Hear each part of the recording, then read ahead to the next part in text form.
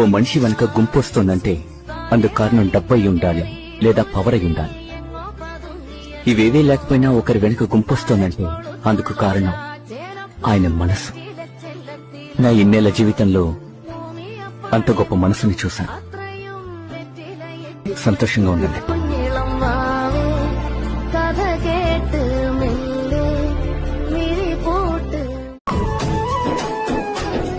అభివృద్ధిలో నీ అడుగు అడుగడుగున మా తోడు అలు పెరుగని పనితీరు జనమందరి చేదోడు.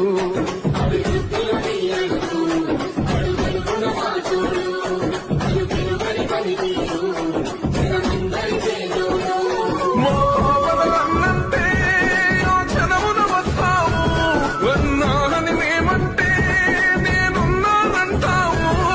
అనునిత్యం నువ్వు బీదల తరపున ఉంటానే అన్నా. మా బస్తీల భారం మోసే మా నెత్తుటి బంధం